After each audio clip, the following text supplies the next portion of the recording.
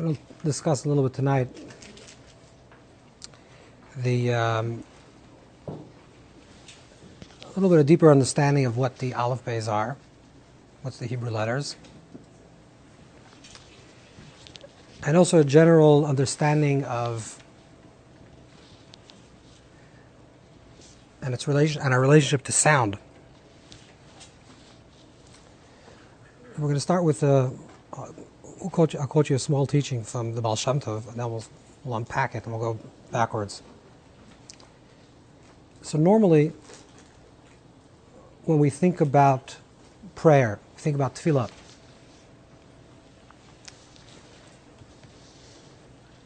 So what do we envision? We envision that prayer is that a person requests, asks, verbally, using sound, using voice, and submits a petition. That's literally the word prayer from the Latin word, which means to petition or to request. And you petition God. You have a list of things that you want. And then sometimes your prayers are answered, sometimes they're not. And when do you pray? So this is a famous argument between Maimonides, the Rambam, and the Ramban, that the Rambam holds that there's a mitzvah to pray daily. Love the b'chol avavchem, that you should serve God with all your heart. It means literally, Ezav v'yiddish v'lav tefillah, which means you have to serve with your heart, and it has to be done daily. Just like you have to ask for your bread daily, you have to serve and pray daily. Nachmanides, the Ramban holds that prayer is only d'Rabbanan, it's only from the sages. But when you need something, then there's a mitzvah to pray. Then there's a commandment to pray. When you really need something, then there's a biblical mitzvah, the mitzvah min Torah. But again, the image that we have of prayer is that you're standing here, and however you imagine God, from the most concrete anthropomorphic images to pure light and transcendence, there's a certain sense of duality. You're standing in front of something else, and you're requesting. And it's really, once you submit the prayer, it's out of your hands. The Baal Shem Tov says something that seems to be very radical. And he doesn't write, he teaches that tzarich adam levakish ma'oisius, that when a person prays, you have to ask from the letters, from the words that you pray. So not that, or maybe not only that, you're praying to God in front of God, but somehow the actual words themselves that you're praying, that you're vocalizing, that in itself is the answer to your prayer. The way you formulate the words that you speak in a certain state of consciousness, that creates the reality of your prayer. Now we know that in the beginning of the Torah, where it speaks about creation, so how does the Creator create? So there's Asar Mamaris, Nivralim, the world is created through 10 utterances, through words. So there's a creation through speech, however this means, and we'll try to understand what this means. There's a creation through speech, and creation comes about through speech, and somehow, when we speak, so there's the divine language and human language. Divine language creates, human language contextualizes. That's normally the way we think about language. That if I define something, let's say I'm having an experience, and the experience is impartial, the moment I define it and give it language and say this thing is a good experience, it actually becomes good to me. The moment I define it and say it's a bad experience, the experience becomes bad. So what is your language doing? Your language is not creating the reality, but it's contextualizing the reality. Whatever the reality is, you're contextualizing it and giving it an understanding of what is your interaction and what is your relationship with that reality. But divine speech doesn't only contextualize, but actually creates.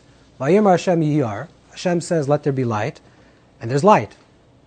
So the words themselves, let there be light, whatever this means again, somehow creates this reality. And now the Baal Shem Tov comes along and teaches that we have the power to do that with our own words. That by the words that we speak, we are creating the reality that we desire. Now on some level, we'll have to go multiple levels over here, but let's, on the superficial, at least on some level, superficial level, what is the idea of prayer? What is prayer? So prayer in Hebrew comes from the word tefillah, right? Which tefillah doesn't have any connection with what we call petition or request. The first time we find the word prayer, lispalo. Lispalo is to pray. One of the first times in the Torah has to do with Yaakov and Yosef. That when Yosef is sold into Egypt, and for many years Yaakov doesn't see him, and then finally at the end of his life he does see him. And he says, now that I see your face, I didn't imagine that it was possible that I was going to see your face again. So what is the concept of lehispalel, to pray? To pray is not to request and not to ask, but to fill the imagination with the possibility of something. Lehispalelti means I couldn't pray, which means I couldn't imagine that I will find you at my old age, or that we will meet up at a certain time. And then the idea of prayer is that you fill your imagination with this possibility. So let's say a person is ill. I just want to go a little bit deeper. So when we're praying, and let's say, Refreinu Hashem, God heal us. One perspective, we're standing in front of Hashem and asking Hashem to heal us. But from the deeper perspective, we're saying that's our levakish menoises, that we have to ask from the words, which just means is that the way we formulate the words creates that reality. So there are two aspects over here. One, you're creating the possibility in your imagination of what could be. And then you're speaking that reality. So you're saying, I'm sick, God forbid. I need to first create in my perception the concept that I could be healed, or I could be married, or I could find my bashert, or whatever you're praying for. Because some people, they can't even imagine that it's possible. You start losing hope. So the idea is to fill this imagination. And then in the act of praying, which is through verbalization, that's what we pray. We pray through words. We're actually articulating our vision. And somehow with the words that we create, that creates the reality. Now you can ask, okay, so every person that has an idea, let's take it on a very simple level. Okay. Guy says, okay, I don't know, I want to make $1 million. I don't know if you want, but let's say you do want.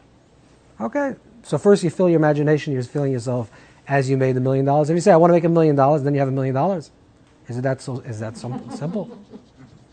So there has to be some type of missing link over here between how do we transform human speech into divine speech.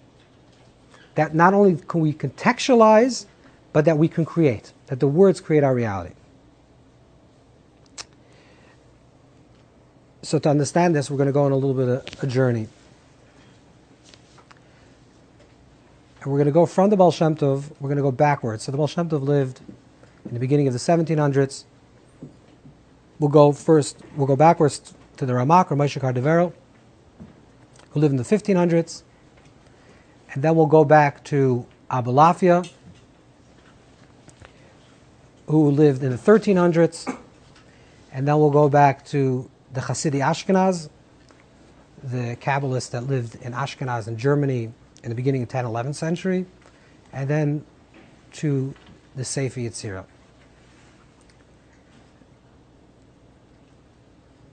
Now, what is the Sefer Yetzirah? Okay, so how do we go to this shalshelas, this sequence?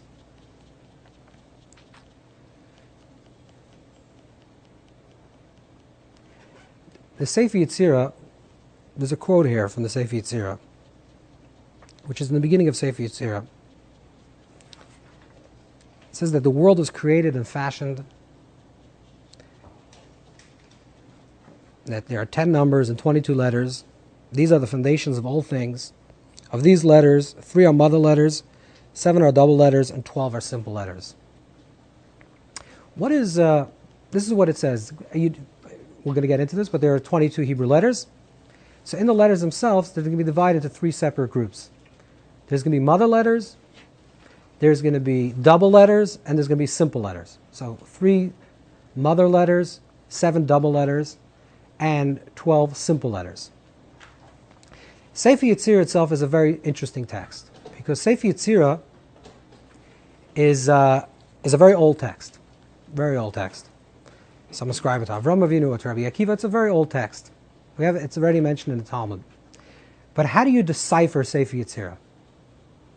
Sefer Yetzirah is a very slim text, and it's the book of formation, and it talks about letters. What is this book? How are you supposed to read this book?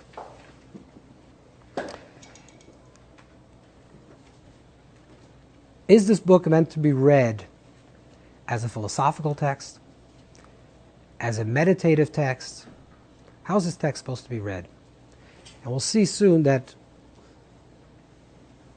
there was a certain art that was lost. I won't say completely lost, but there's a certain path that moves from Sefer Yetzirah to the Hasidic Ashkenaz. Is everyone following? To the Hasidic Ashkenaz, to the wise of Ashkenaz, the pious of Ashkenaz in the 10, 1100s. That moves then to Abulafia, that moves to the Ramak. When the Arizal comes around, in the 1500s, it veers off from that direction, and somehow the Baal Shem Tov was connected to these texts even deeper, somewhat, than to the texts of the Arizal. And we're going to see there are 2 different paths.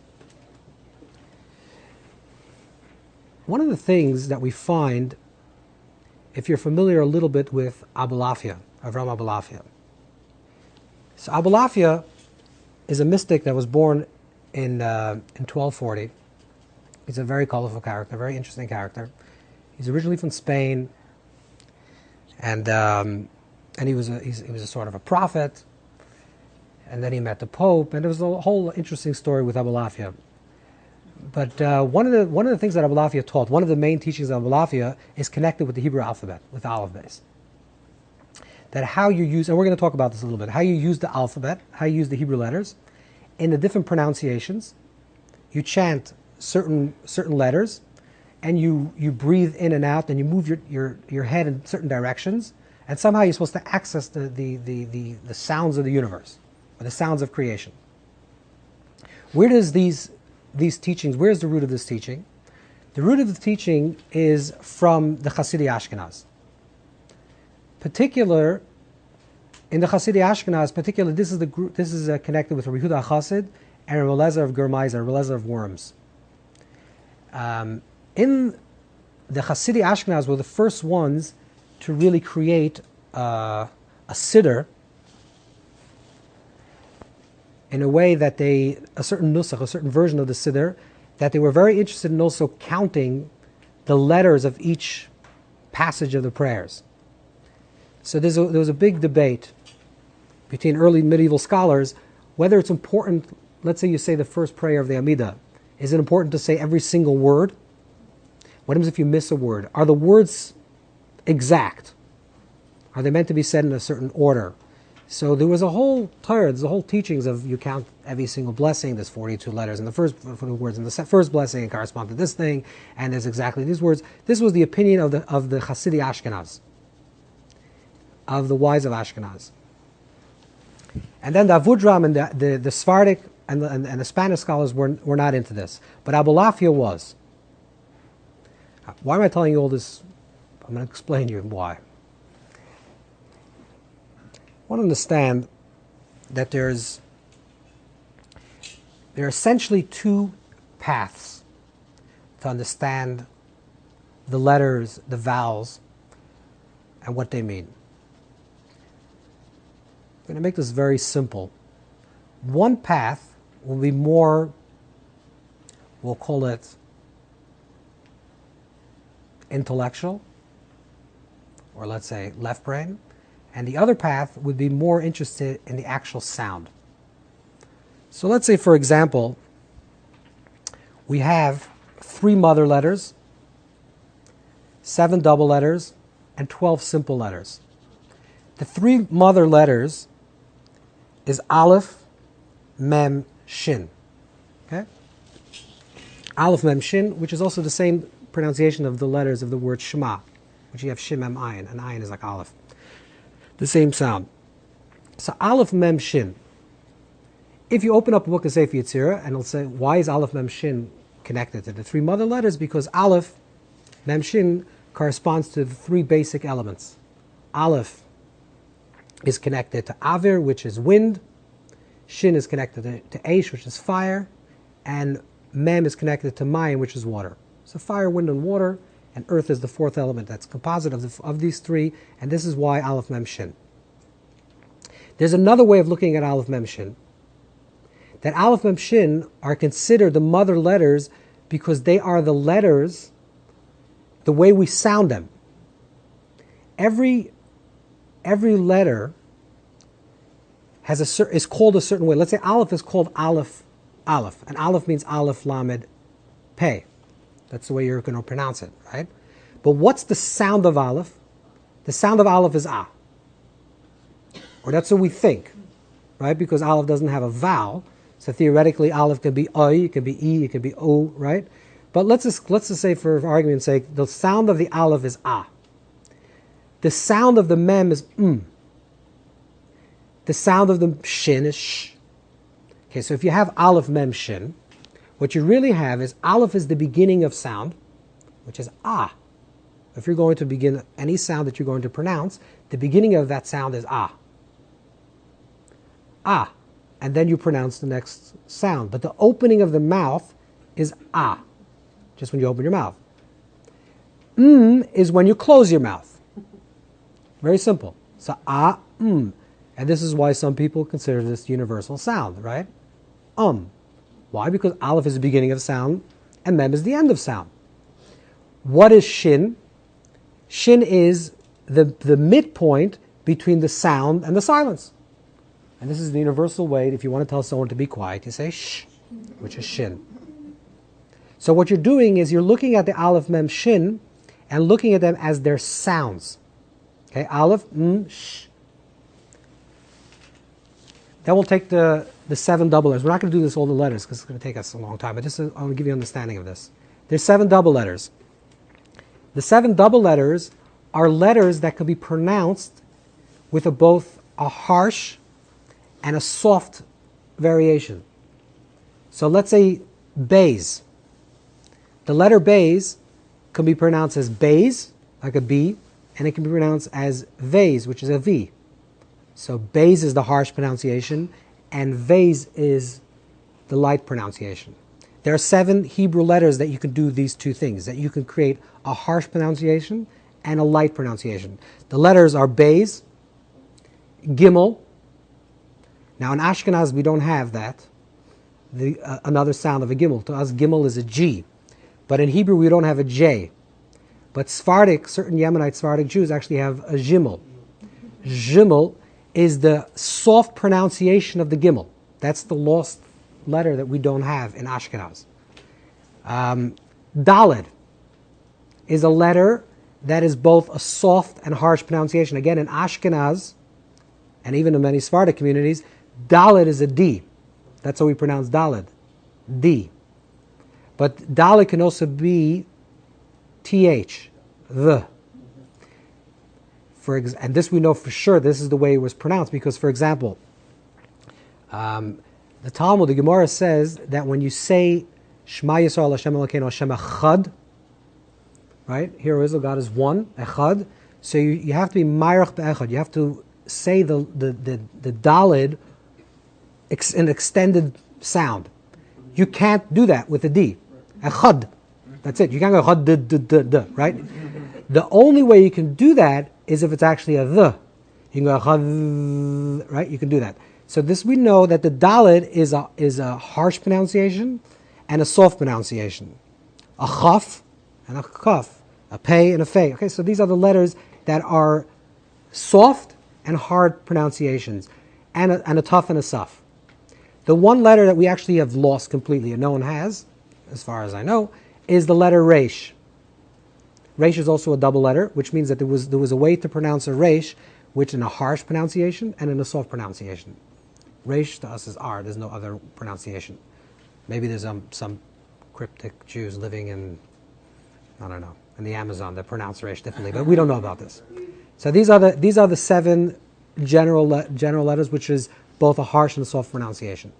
Then we have the 12 simple letters, which is all the other letters. Hey, Vav, Zayin, Ches, Tes. These are all the simple letters, which means these are letters that can only be pronounced in one way. So we have now. What does ayin go in there? Ayin is a simple letter. Oh, one is simple.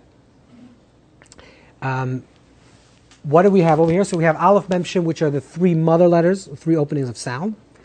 Then we have the 7 letters which can pronounce both as a soft and a harsh pronunciation. Then we have the 12 simple letters.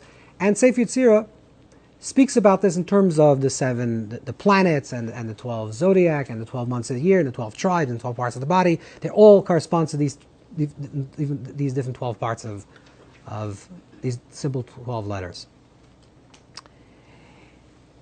Now, we're going to start with the first path. So again, there's 2 paths to decipher the meaning of the letters.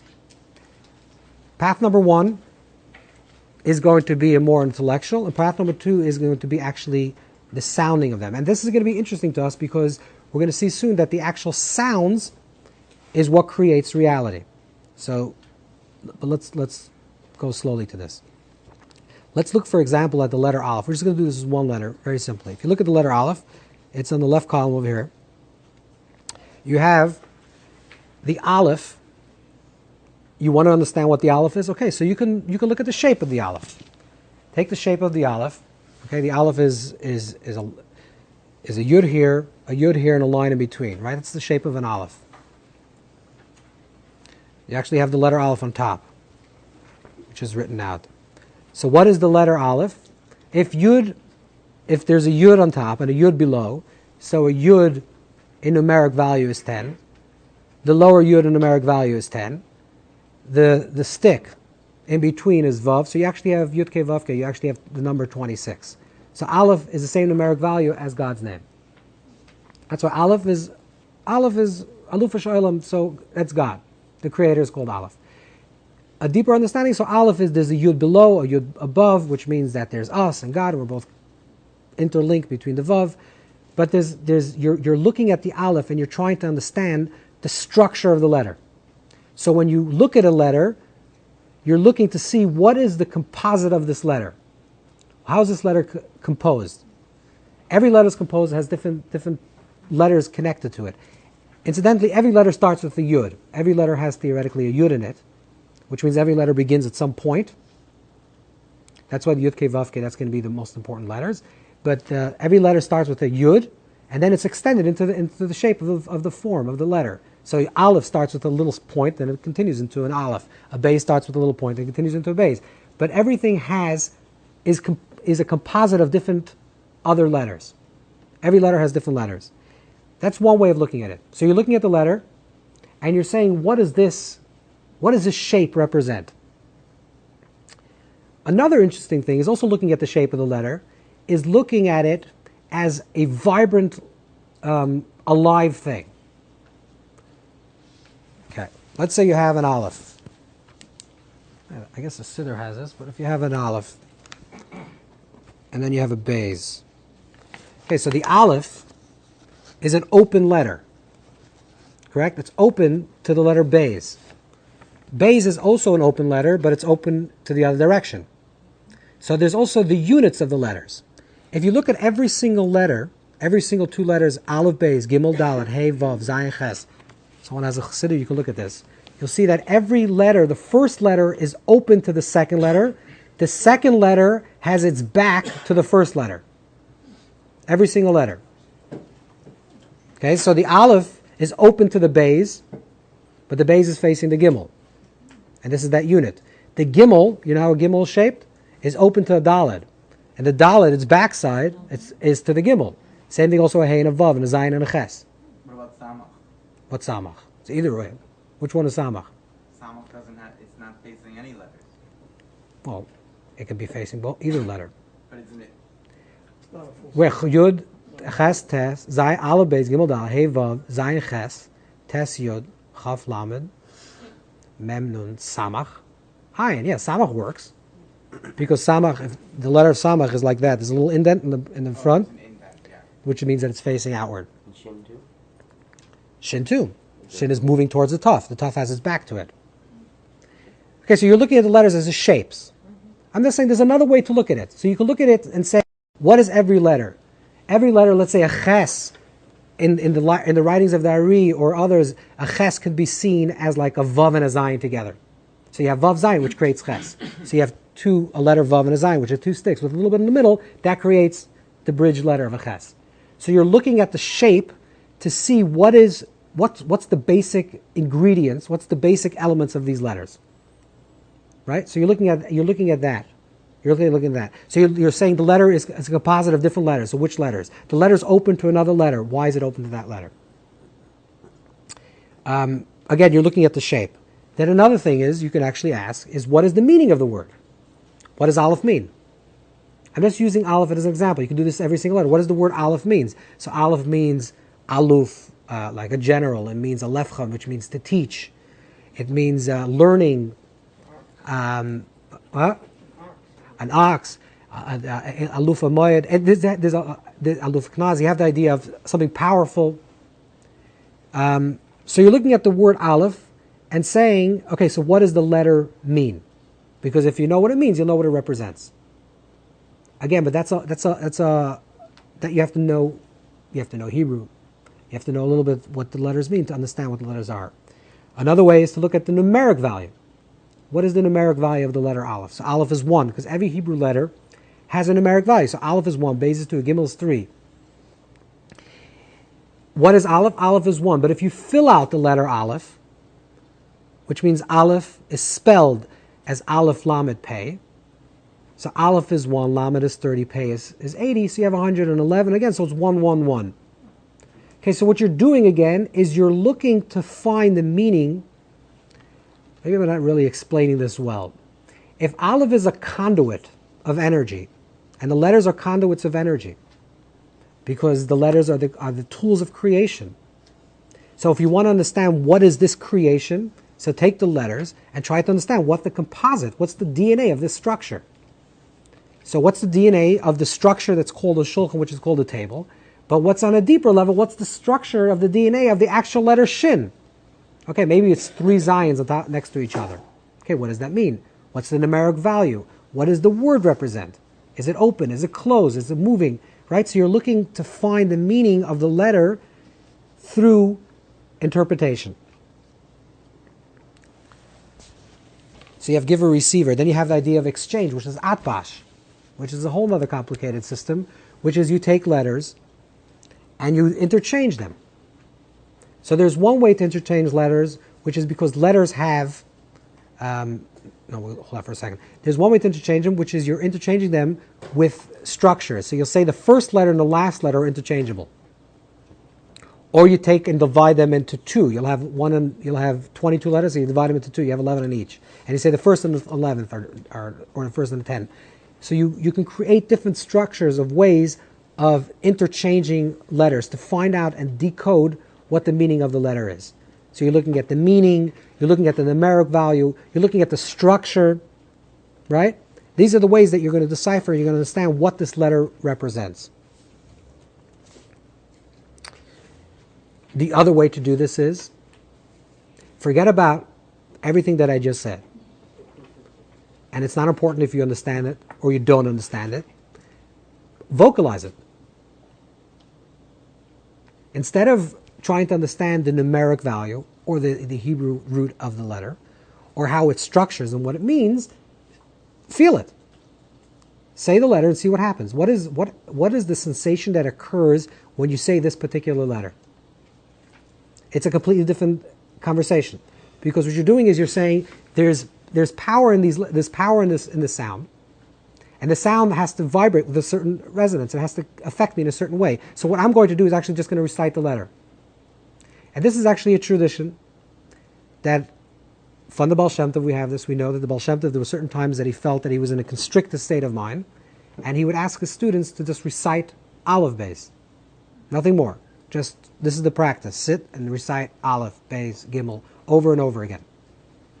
The roots of this comes from the Ramak, which go back to Abulafia. We're going to discuss how to understand this. But the idea was that somehow, just by reciting the sounds of the letters, this opens you up because it creates a certain vibration.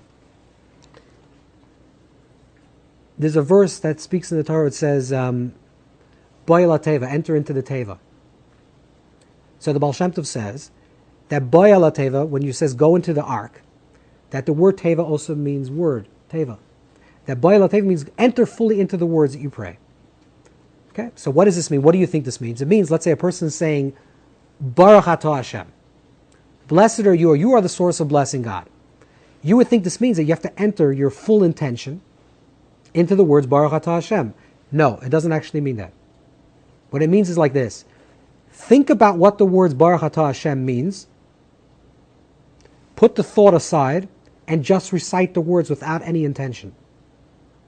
The intention has to become, you think, let's try to undo the mistake. You think that you're supposed to have intention while you're reciting the words. The Baal Shem Tov says, no, you're not. Your intention has to come before you recite the words, because if you're going to have intention while you're reciting the words, the intention is going to unfocus you from the sounds of the words themselves.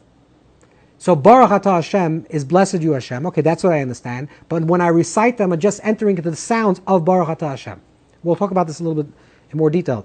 And it gets even more detailed than this, is that not only Baruch, let's say the word, I'm sorry, not Baruch Atah Hashem, this is the letters Baruch.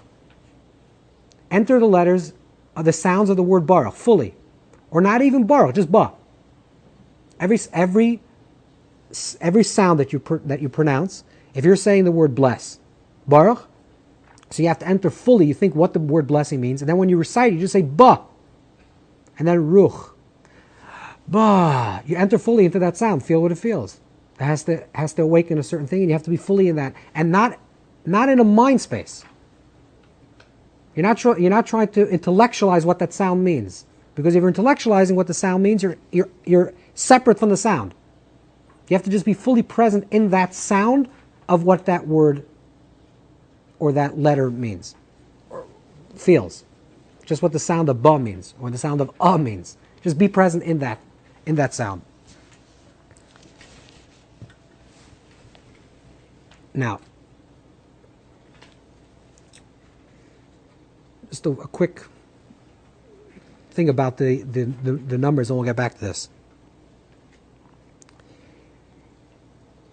In the numeric value, you have the letter Aleph is 1, and the letter Taf is 400. So that's the final. So it goes from Aleph, Beis, Gimel. What is the highest number that you can reach in the Hebrew alphabet using its own digits? 999. Well, 900 is the highest number, so then you go from the lower digits, which is 90, and then the lower digits of that, the tens, is 9. So final tzaddik tes is 999. Okay, so from the digits from 1 to 10, the highest number is 10, obviously. From the digits from 10 to 100, the highest number is... So you have 22 letters, and then you have the 5 final letters. Right? So the 22 letters, you have the first 10 is the first 10 digits, 1 to 10. The next 10 are the tens, so 20, 30, 40, 50, 60, 100, which is Kuf. Then you have Resh, Shin, Taf, which is 200, 300, and 400. Then you have the Mansapach, which is the final letters. So in Hebrew you have, let's say, you have a Mem, and you have a Mem Sofit, or Shlos Mem. You have a Mem when it comes at the end of a word only. There's only one time in the Torah, L'Barba Misr, when actually the final Mem appears within the word. But that Mem Sofit only comes at the end of a word. Then there's a final Nun. Then there's a final Tzadik, a final Pei, final Chaf. The final letter, so you have 400, you have 5, 6, 7, 8, 9. So the final number is final Tzadik, which is 900. 999. So what is... What? 900? How is the final tzaddik It's not the final the final tzadik is 900. You have the final mem, final nun, final chaf, mem, nun, pei, and 500, 600, 700, 800, 900. Matzapach. You have 5 letters. Right. So mem, nun, and chaf, mem, nun, pei, which is 800, and tzadik, which is final, is 900. They're considered hundreds? They're considered hundreds, correct. So what you're actually doing, correct, you're adding the 22, you're adding the 5 numbers to the 22. And they become final numbers. How do you get to 999? Because you're taking from the digits before, in the hundreds the highest number is 900, and in the tens the highest number is 90, and in the single digits the highest number is 9, so you got 999. So what's the highest number? What is, if you want to say infinity in Hebrew, what's infinity? What's beyond 999, which is a massive number? What's the highest number? Which is Aleph. Aleph is 1,000. Aleph, 1,000, and Aleph, 1 is actually the inverted image of itself. Because 1 is infinite and 1,000 is infinity. Now there's the Revaves and Alafim, but they're all multiplied times of 1,000. But 1,000 is considered, it's the biblical way to say an eternity, is to say 1,000 years. Okay? Because 1,000 is like higher than all the numbers that we can reach. Otherwise we're just going to have to multiply the same number. We'd have to use the same numbers. There's no digits.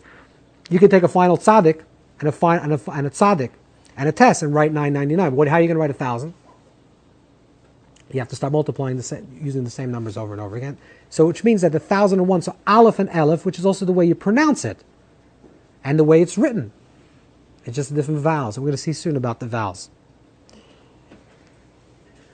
Now, there's an interesting question that was asked, that Cardavero asked, or Moshe Cardavero. And we're very interested in Moshe Cardavero. The reason why we're very interested in Cardavero, the Ramak, is because the Ramak is going to be the link between Abulafia and the Baal Shem Tov. We didn't discuss yet Abulafia, we'll discuss soon. Abulafia was a very interesting character. After Abulafia passed away, or even during his lifetime, there was a big controversy about him. The Rashba, Shlomo Ben Aderes, the chief rabbi of Barcelona, and other students of Rabban said that he was crazy. Other people didn't like him, and he was doing all different interesting things. And people were not sure about this guy. Is he real? He's not real.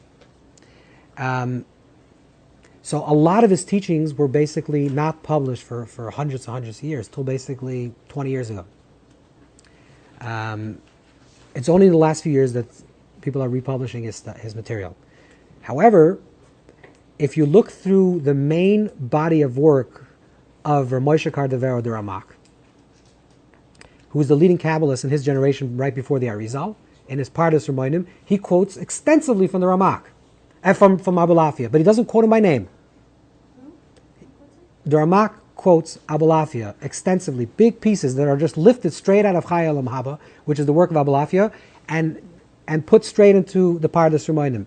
All these things about sounds, and about colors, and Sharagvanim, about the spheres have different colors and different imagery and different sounds. This all comes from Abulafia. But he didn't quote Abulafia by name. Maybe he didn't know. Maybe he didn't even actually know that it came from Abulafia. It could be because there was other people that were. There was other. The Sulam Aliyah from Yehuda Abaltuni was also that period of time that also wrote books like this. Now, the Ramak asks a very simple question about the alphabet, and it says like this. The numbers, is everyone following? Yeah, more or less? If you're more, then it's good. If the Ramak asks a very simple question, if the numbers go from 1 to 400, and then it goes to 900, and 999, that's the full number, it says it should have really been the other way around. Really, Aleph should have been the highest number, which in an inverse way, Aleph is the highest number, because Abulafia, we're going to see soon, says that Aleph goes with everything.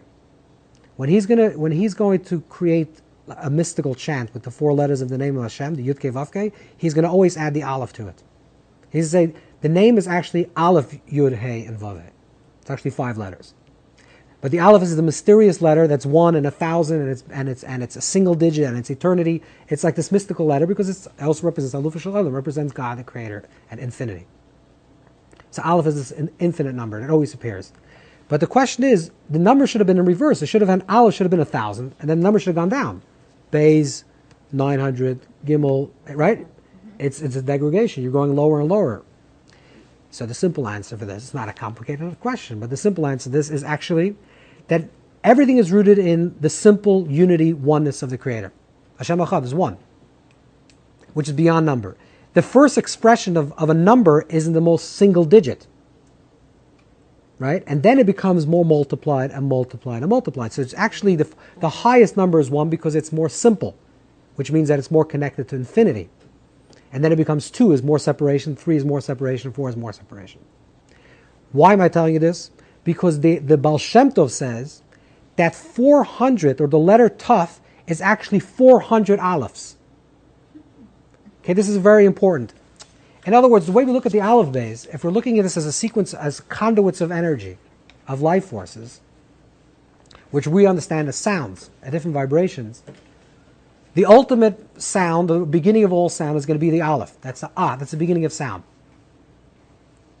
It's also, not to confuse it, it's also connected with the letter Hey, because Aleph and Hey are actually both out-breaths, but Aleph is the beginning of sound in an out-breath, and Hey is actually just the breathing is Hey, right? That's why the Talmud, the Gemara says that Behei Nivra Olam, the world is created with the letter Hey, because breath is the beginning of sound. But the beginning of sound is Hey, that becomes Aleph, then becomes the variations of different sounds. But the first sound is Aleph. And then the sound becomes more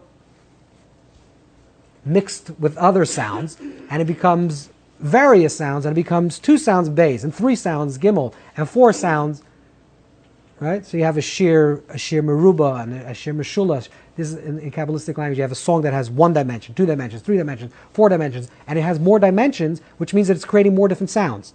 But essentially, the only sound is really the sound of the Aleph. But when you look at 400, you're looking at 400 ones. Not this 1 and this 2 and this 3 and this 4, but the 1 becomes 2, becomes 3, becomes 4, becomes 5, becomes 400. What does this practically mean? What does this practically mean? This practically means like this, that when you, the intention is to get back to 1. That's why we're here. To the recognition of the oneness of God. The Achdas Habar. The oneness of the Creator, the oneness in creation. That's the intention. When you see multiplicity, many things, what we're trying to do is trying to move those many things into one thing. I want to give you an example of this as a visual, and maybe we can understand this in terms of sound. I asked this question, I think maybe last time.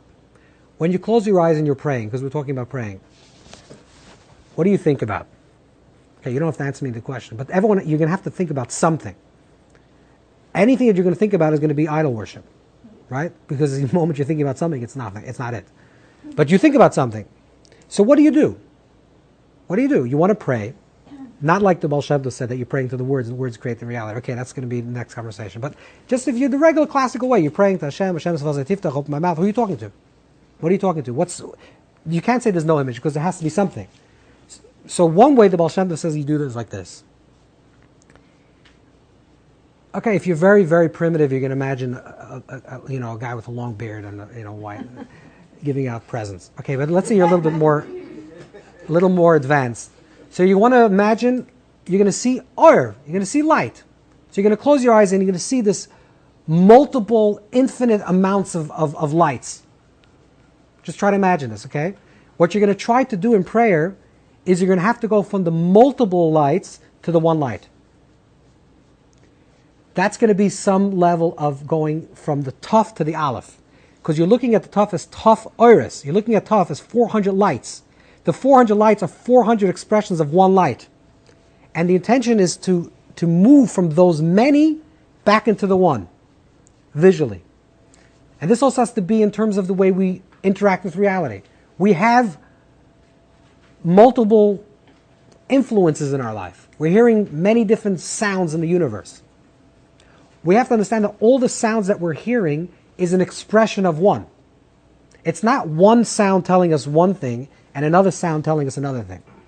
There is actually only one sound in the universe. That's the sound of Aleph. The sound of Aleph is fractured into so many different dimensions that sometimes it's fractured into voices or sounds that seem completely against everything antithetical, but that you actually believe in the one. But the truth is there is only one. So you're going to have to unearth and find what in that thing is the Aleph. Because everything has an Aleph. You're following what I'm trying to say?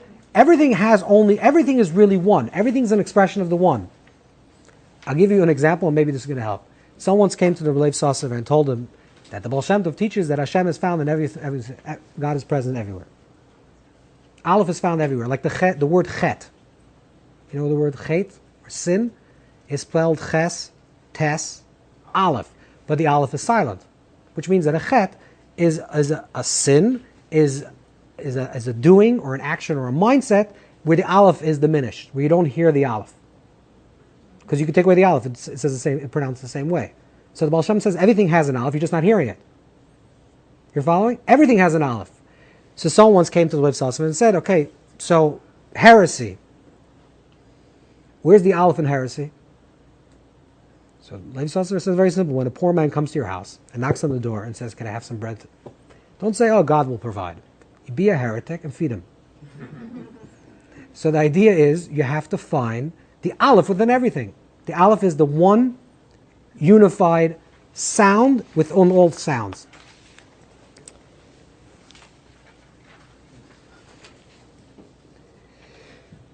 Let's try to, because we didn't even scratch the surface here. Okay. Being that there are these different variations of sounds, which means that they create the different sounds vibrations.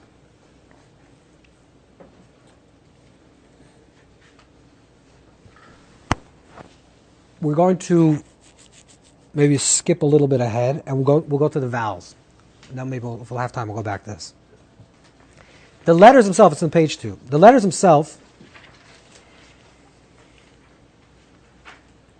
let's say you have the letter Aleph, which we said the letter Aleph is A.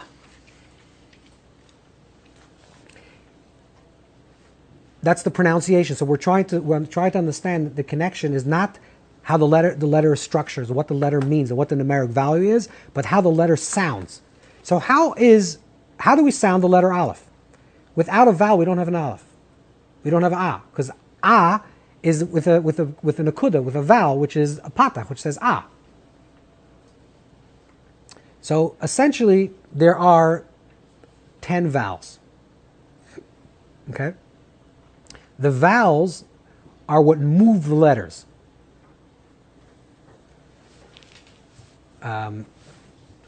Let's try to understand this on an anthropomorphic level.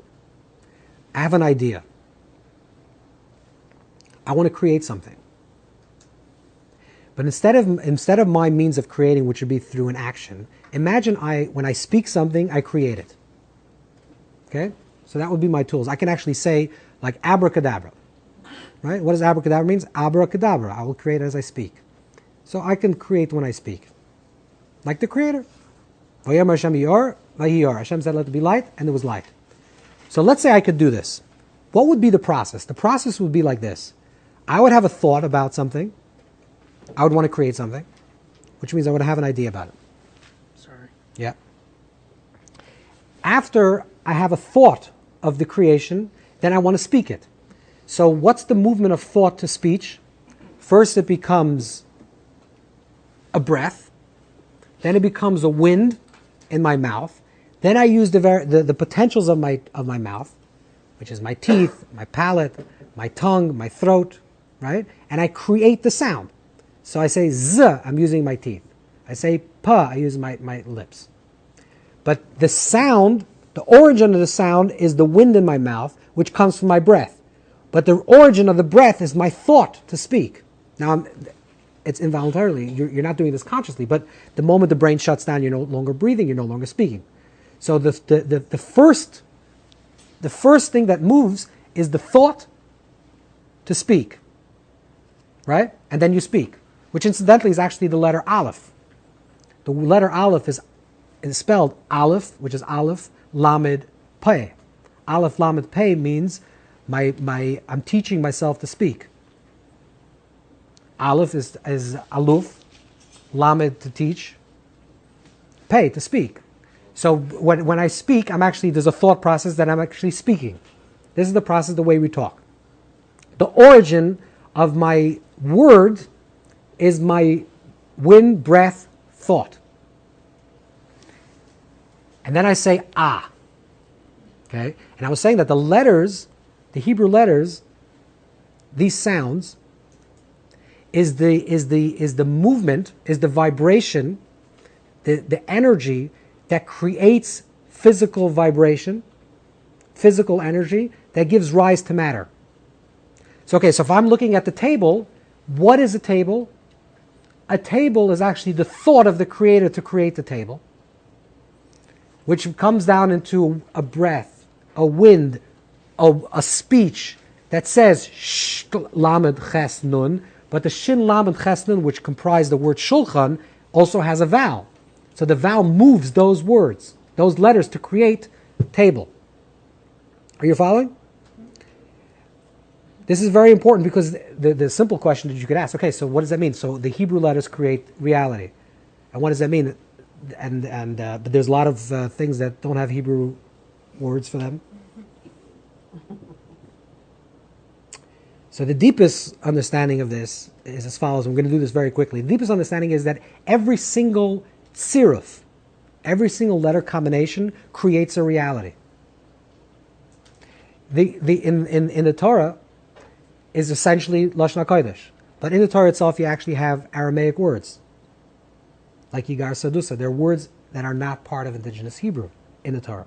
What does that mean? Because ultimately, the tziruf of all sounds will become one sound. Everything will become Lashon HaKodesh.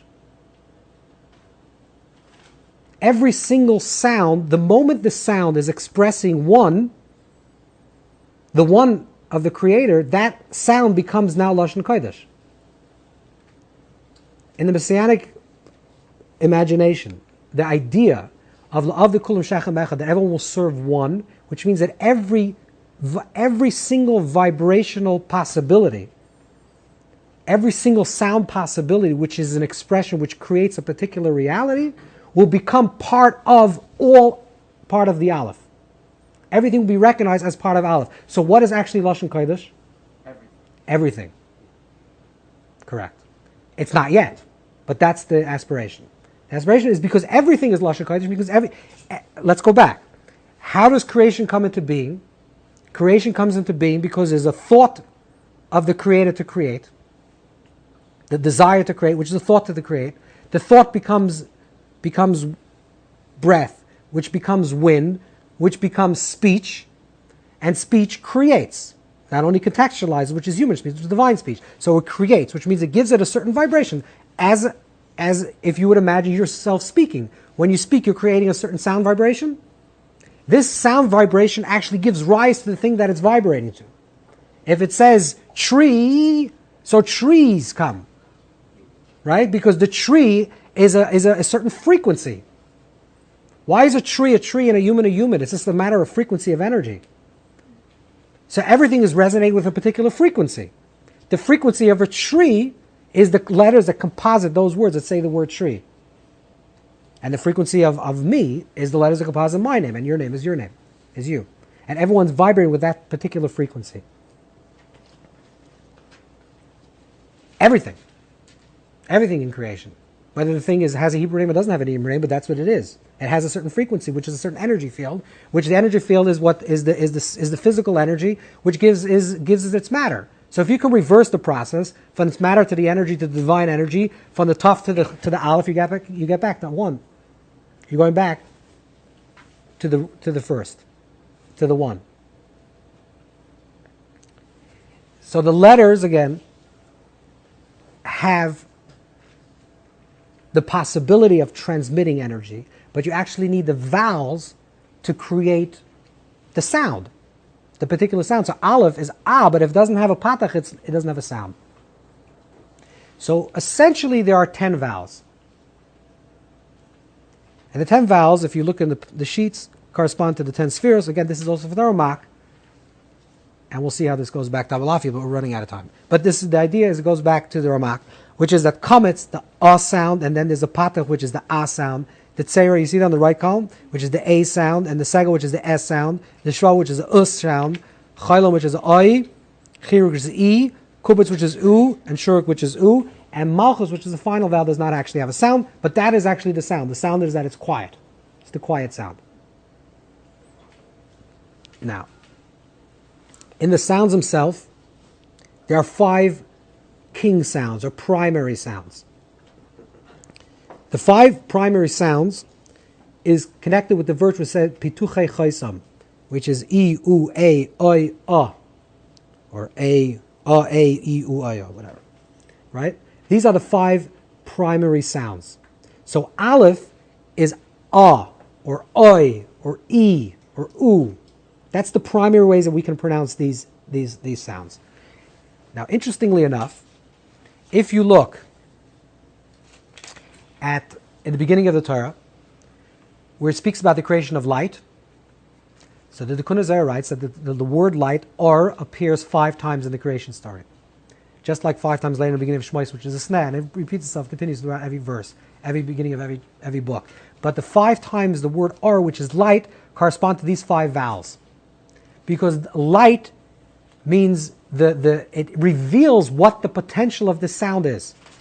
If you have an aleph sound, but there's no vowel, then you don't know what the sound of this letter is.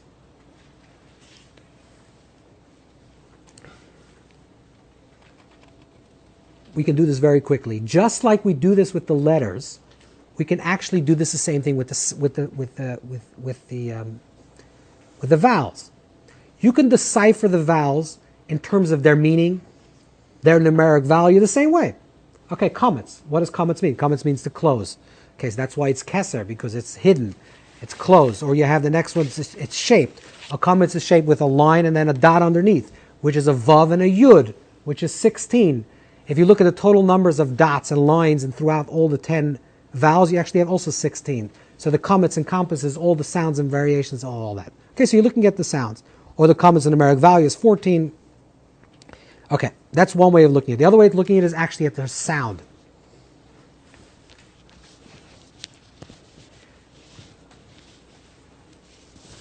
Take these 5 vowels. There's a certain direction and orientation to these vowels, which means they move you in a particular way.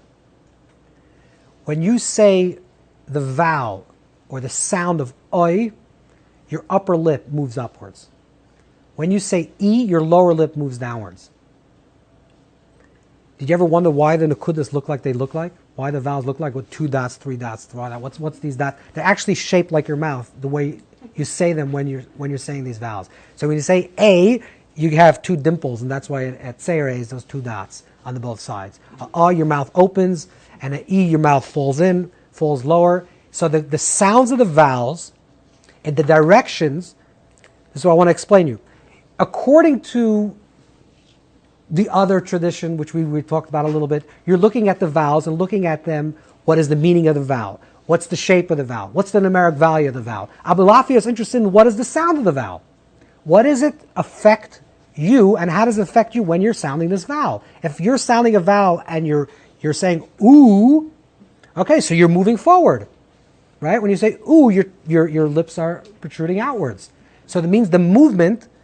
There's a psychological, biological feedback somehow that when you move your head in a certain way, you actually consciously move in that direction.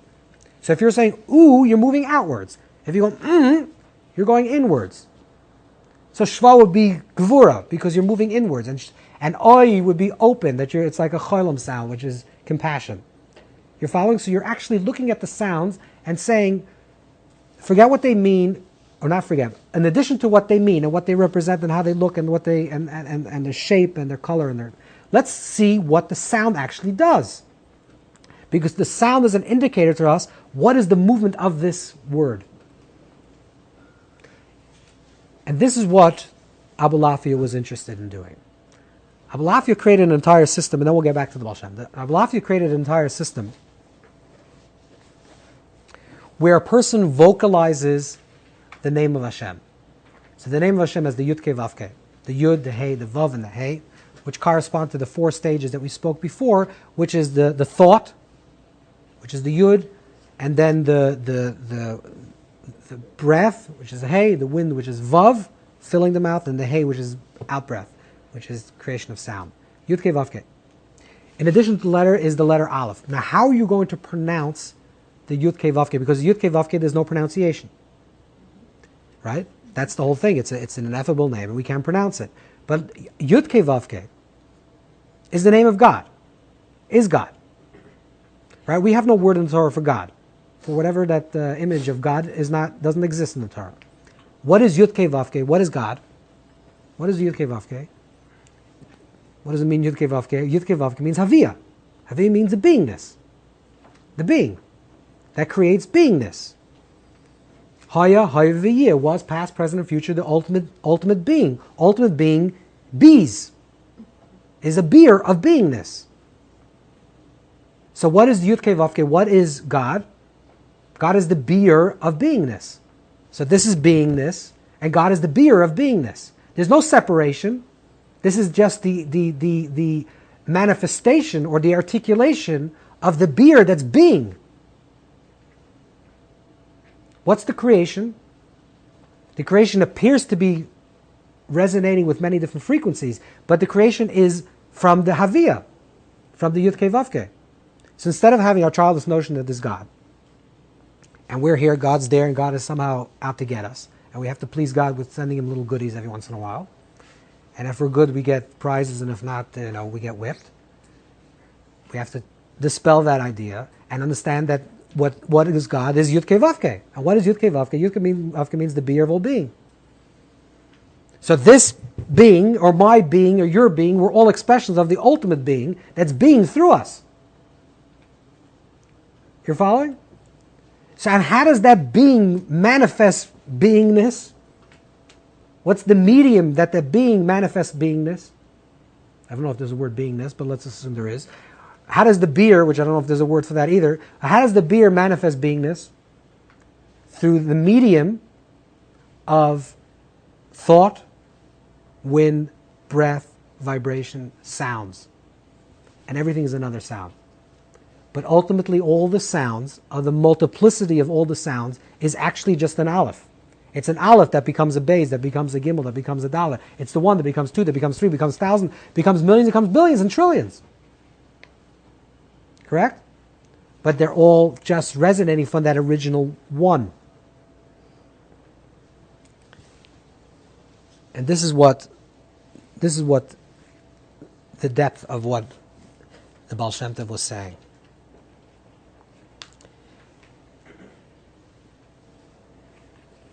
We can pray, we can speak as if we're separate from the being, the ultimate being. Or we can speak from a place of dveikus, where we actually enter into the flow of the being, of the beer being. If we enter into the flow of the beer being, then we become part of that manifestation. And just like the beer bees through the medium of speech, we create through speech. So on the deepest level of tefillah, the deepest level of prayer, we're actually co-creating our reality through the words that we speak. We're not asking, we're creating. We're filling ourselves with the idea of what we could create, and then we understand that the tools to create is the sounds, is the sacred sounds. And the sacred sounds is what is going to create. But remember, we have to... I want to give you a short parable to this, and then we'll take questions and we'll continue next week. An example for this would be like this. You can stand next to a pond of water. And the natural flow of the pond of water is that it flows outwards and it irrigates all the... I don't know if a pond of water irrigates the thing, but let's assume there's a natural flowing... What is it called? Flow of water. Stream of water. And the stream is flowing. And it irrigates all the surrounding and it gives life to everything around there. and you want a cup of water, you're thirsty. So you can do two things. You can go next to the water, take a cup, and fill yourself up a cup of water. But when you do that, you're separating yourself from the flow of the water. You're stopping the flow of the water. The flow of the water is to flow, and you're, instead of giving, which is the flow of the natural flow of the water, you're receiving. You're taking water. It's going to work. You're going to get satisfied. You're going to have the drink, but you're stopping the flow. There's another way to drink. I don't know if it's actually practical. You jump into the water and you open your mouth. So what you're doing is then you're becoming part of the same flow. Or you're standing, let's say, imagine another way. A person's praying for healing. A person's praying for a shidduch. A person's praying for livelihood, parnasa, health, whatever a person's praying for. You can come to the stream of life with your little bucket of water and try to pull out something out of there. And maybe it works, maybe it doesn't. I can't tell you. I'm not God. I can't tell you how it works. But there's another way how to do this, which you're not coming to disrupt the flow of water. You actually jump into the flow of water and you're pushing out the water for health and for livelihood and for all the blessings. You go under the water and you're pushing the water in its natural flow. Are you following? Because when you're doing that, you're actually becoming part of the stream. So when you become part of the stream, you create the reality.